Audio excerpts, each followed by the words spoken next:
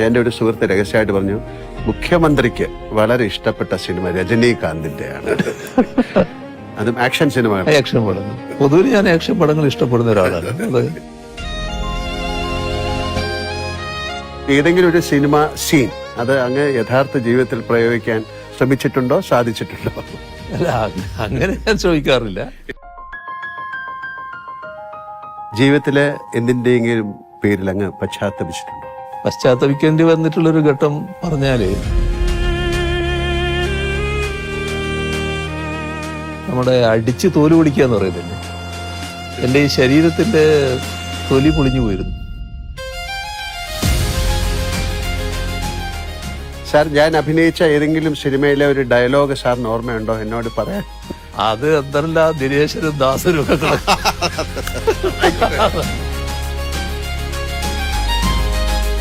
എന്റെ കേരളം, അങ്ങയുടെ കേരളം, നമ്മുടെ കേരളം.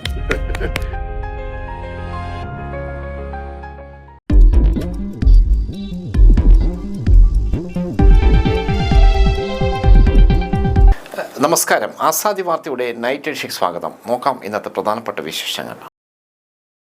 ഹാപ്പി ലൈഫ് 5 ലക്ഷം വീട് 20 ലക്ഷം പുഞ്ചിരി പ്രഖ്യാപനം നിർവഹിച്ചു മുഖ്യമന്ത്രി. PSC പ്രായപരിധി ഉയർത്തി. ജനറൽ വിഭാഗത്തിന് 40 വയസ്സ്. കുതിക്കാൻ പുതുവഴി. വയനാട് തുരങ്കപാതയ്ക്ക് ഫൈനൽ ക്ലിയറൻസ്. നവകേരള സർവേ തുടരാം. ഹൈക്കോടതി വിധിക്ക് സ്റ്റേ. കേരള സ്റ്റോറി 2 ഹൈക്കോടതി കാണും. ജനങ്ങളുടെ ആശങ്ക അവഗണിക്കാനാവില്ലെന്ന് കോടതി. പറവൂരിലെ കോൺഗ്രസ് നേതാവ് BJP-യിൽ പാർട്ടി വിട്ടത് KPCC മുൻ ജനറൽ സെക്രട്ടറി. വിശദമായ വാർത്തകളിലേക്ക് പോകാം. നവകേരള സർവേ റദ്ദാക്കിയ ഹൈക്കോടതി വിധി സുപ്രീം കോടതി സ്റ്റേ ചെയ്തു. സർക്കാർ സർവേ നടത്തുന്നതിൽ ഒരു തെറ്റുമില്ല.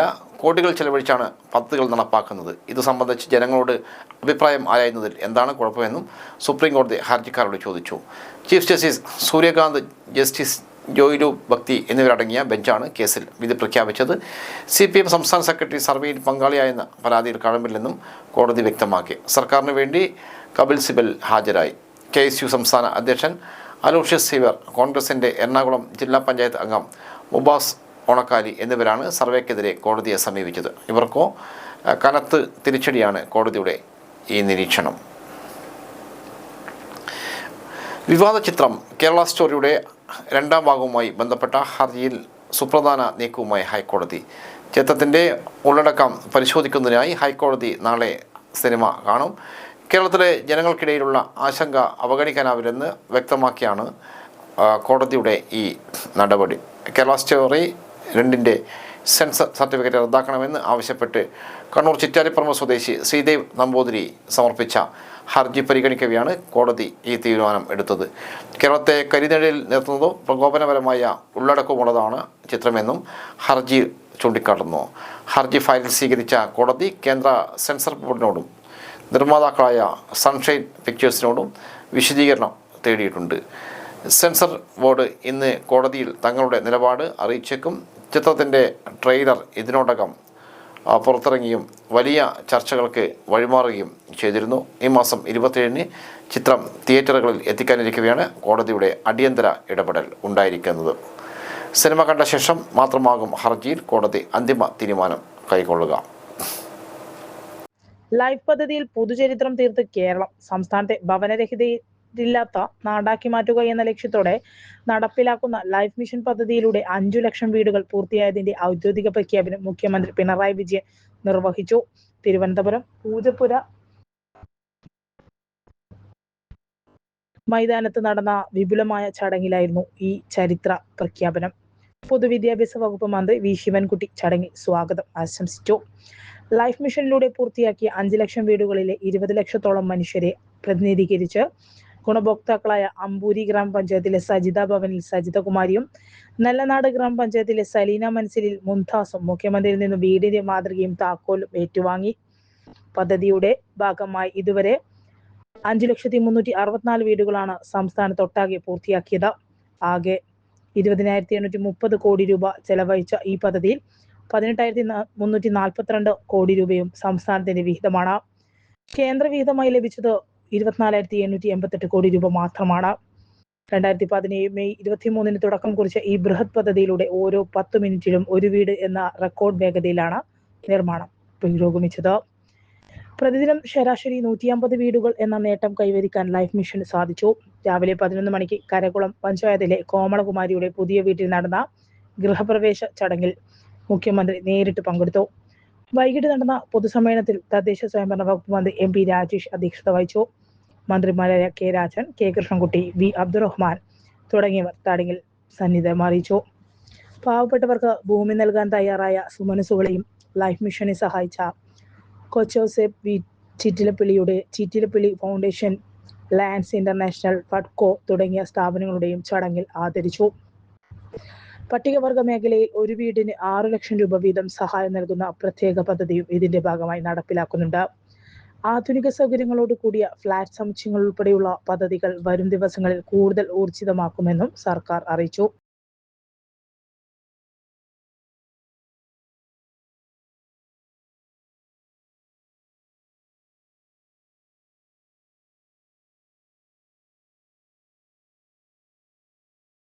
മലയോര ജനതയുടെ ചിരകാല സ്വപ്നമായിരുന്ന ആനക്കാംപൊയിൽ കള്ളാടി മേപ്പാടി തുരങ്കപാതയ്ക്ക് കേന്ദ്ര വനം പരിസ്ഥിതി മന്ത്രാലയത്തിന്റെ സ്റ്റേജ് 2 ക്ലിയറൻസ് കൂടി ലഭിച്ചു. തുരങ്കപാത നിർമ്മാണവുമായി ബന്ധപ്പെട്ട ഫൈനൽ ക്ലിയറൻസ് ആണ് ഇപ്പോൾ ലഭ്യമായിരിക്കുന്നത്. പൊതുമരാമത്ത് മന്ത്രി PM മുഹമ്മദ് റിയാസ് അറിയിച്ചു. പദ്ധതി യാഥാർത്ഥ്യമാകുന്നതോടെ കോഴിക്കോട്ടെ ആനക്കാംപൊയിലിൽ നിന്നും വയനാട്ടിലെ മേപ്പാടിയിലേക്ക് വേഗത്തിലെത്താനാകും. കിഫ്ബി പദ്ധതിയിൽ 2134 കോടി രൂപ ചെലവിൽ 4 വരിയാണ് നിർമ്മാണം. നിർവഹണ agency Konkan railway corporation limited വയനാട്ടിൽ 5 കിലോമീറ്ററും കോഴിക്കോട് 3.5 കിലോമീറ്ററുമായി 8 കിലോമീറ്ററാണ് ദൈർഘ്യം. ഇതിൽ 8 കിലോമീറ്റർ ഇരട്ട ടണൽ 60 മാസം കൊണ്ട് പൂർത്തിയാക്കും. വയനാടിന്റെയും കോഴിക്കോടിന്റെയും മലയോര മേഖലയുടെ സമഗ്ര വികസനത്തിനുള്ള വഴിയാണ് LDF സർക്കാർ തുറന്നിടുന്നത്. ടൂറിസം, കാർഷിക, വ്യാപാര മേഖലയിൽ വൻ കുതിച്ചുചാട്ടത്തിന് വഴിയൊരുക്കും. 60 മാസം കൊണ്ട് പൂർത്തിയാക്കുന്ന പാത താമരശ്ശേരി ചുരത്തിലെ മുടിപ്പിൻ വളവുകളിൽ കയറാതെ വയനാട്ടിലേക്കുള്ള വേഗമാർഗമാകും. കൊങ്കൺ റെയിൽവേ കോർപ്പറേഷൻ ലിമിറ്റഡ് ആണ് നിർവഹണ ഏജൻസി. തുരങ്കമുഖത്തേക്കുള്ള പ്രധാന പാതയുടെ പ്രവൃത്തി ആരംഭിച്ചു. പരിസ്ഥിതി അനുമതി അടക്കം സ്വന്തമാക്കിയാണ് ടെൻഡറിലേക്ക് നടന്നത്. LDF സർക്കാരിന്റെ ഇച്ഛാശക്തി 18ാം നൂറ്റാണ്ടിൽ ജീവിച്ചിരിക്കുന്ന കരിന്തിണ്ടർ എന്ന ആദിവാസി മൂപ്പൻ തെളിച്ച പാതയിലൂടെയാണ് ഇപ്പോഴും താമരശ്ശേരി ചുരം കയറിയിറങ്ങുന്നത്. കർണാടക, ആന്ധ്ര, തെലങ്കാന, തമിഴ്നാട് എന്നിവിടങ്ങളിൽ നിന്ന് കേരളത്തിലേക്ക് റോഡ് മാർഗമുള്ള ചരക്കു നീക്കത്തിന്റെ പ്രധാന ഇടനാഴി കൂടിയാണ് ചുരം. പലപ്പോഴും ഗതാഗത കുരുക്ക് മണിക്കൂറുകൾ നീളും. ചുരത്തിന്റെ വികസനത്തിൽ പരിമിതികളുണ്ട്. വനം മന്ത്രാലയത്തിന്റെ അനുമതികൾ അടക്കമുള്ളവ പ്രതിസന്ധികളാണ്. വാഹനപ്പെരുപ്പം കൂടിയതോടെയാണ് ബദൽ പാത എന്ന ആശയം ഉയർന്നത്. 2016 നിയമസഭാ തെരഞ്ഞെടുപ്പിന് മുന്നോടിയായി പുറത്തിറക്കിയ പ്രകടന പത്രികയിൽ LDF ആണ് ആനക്കാംപൊയിൽ നിന്നും വയനാട് മേപ്പാടിയിലെ കള്ളാടി വരെ തുരങ്കപാത നിർമ്മിക്കാമെന്ന ആശയം മുന്നോട്ട് വെച്ചത്. 2016 അധികാരത്തിലെത്തി 1ാം പിണറായി സർക്കാരിന്റെ ആദ്യ 100 ദിന കർമ്മ പരിപാടിയിൽ പദ്ധതി ഇടം പിടിച്ചു. തുടർന്ന് ഇങ്ങോട്ട് ഇച്ഛാശക്തിയോടെ നടത്തിയ പ്രവർത്തനങ്ങളാണ് തുരങ്കപാത എന്ന ആശയത്തിന് ജീവനേകിയത്.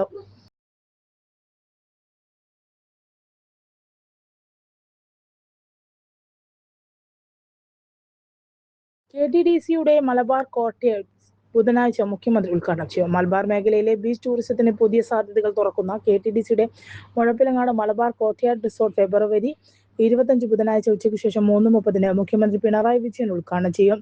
പൊതുമരാമത്ത് ടൂറിസം വകുപ്പ് മന്ത്രി PM മുഹമ്മദ് റിയാസ് അധ്യക്ഷത വഹിക്കും.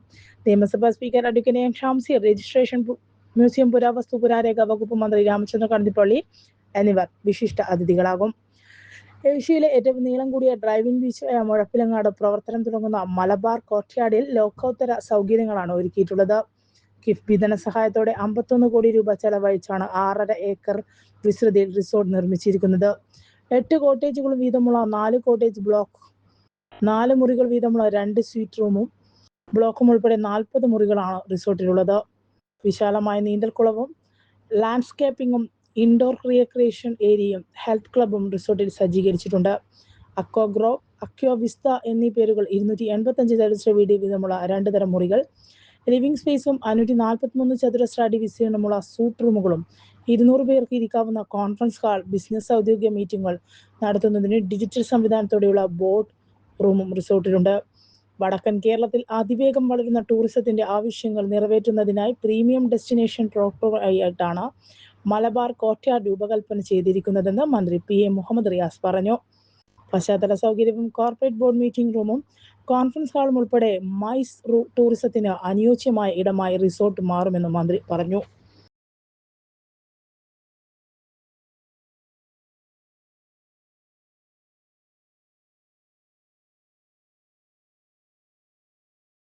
NGO യൂണിയൻ സംസ്ഥാന കലാജാഥ ജില്ലയിൽ നാളെ സമാപിക്കും. കേരളം തുടരുമെന്ന സന്ദേശമുയർത്തി NGO യൂണിയൻ സംഘടിപ്പിക്കുന്ന മാനവിക കലാജാഥ പര്യടനം തുടങ്ങി.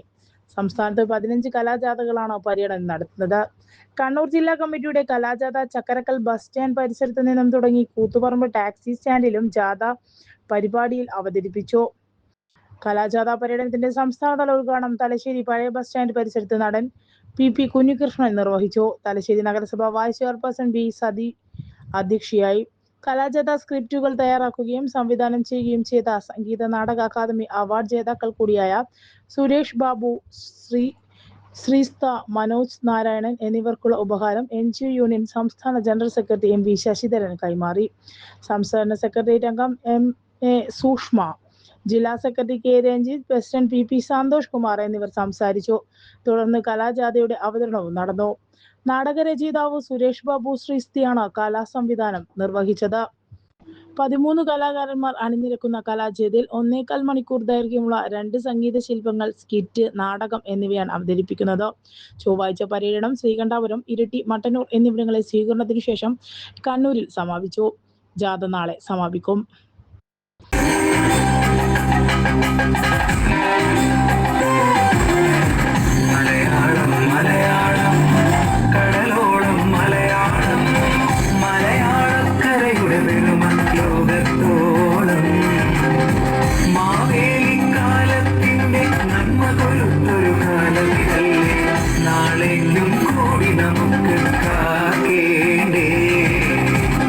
Kerala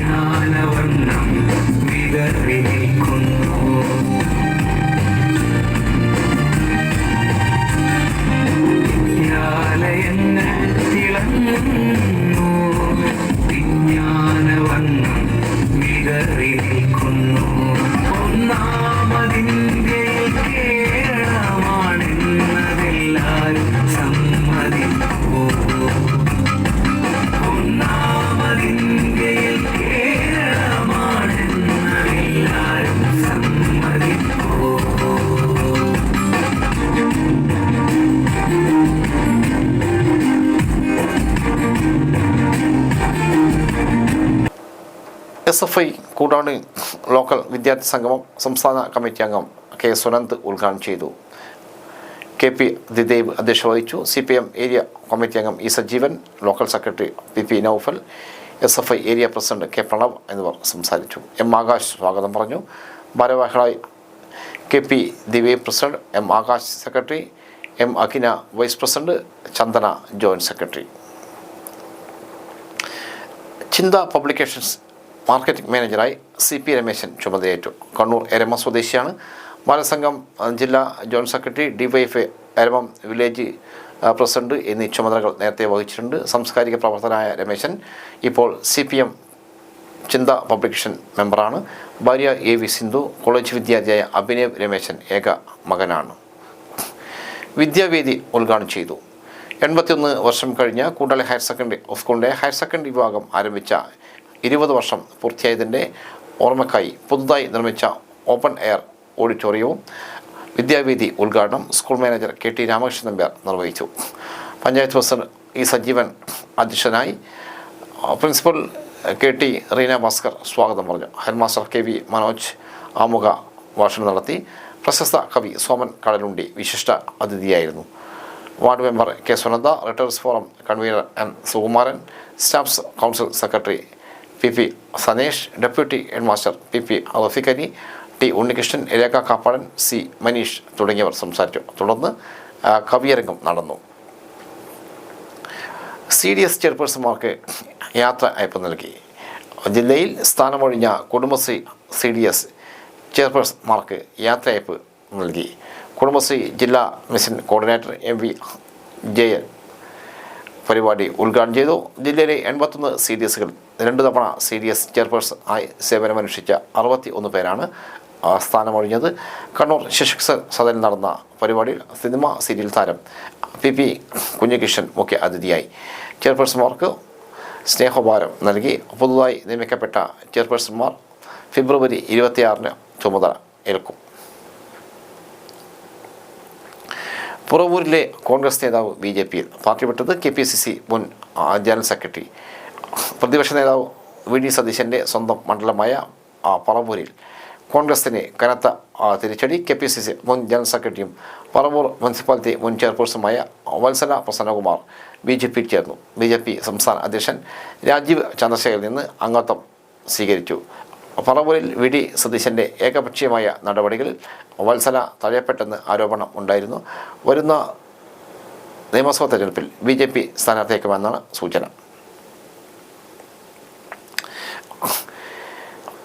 PSC പരീക്ഷകൾക്ക് അപേക്ഷിക്കാനുള്ള പ്രായപരിധി ഉയർത്തി.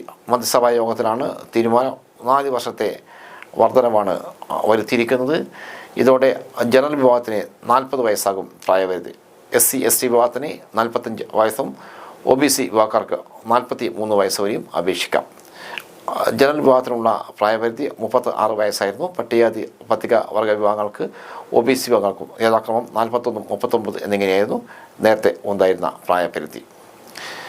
ഇതോടെ ഇന്നത്തെ ആസാദി വാർത്തകൾ സമാപിക്കുന്നു. വീണ്ടും നാളെ കാണാം. നന്ദി, നമസ്കാരം.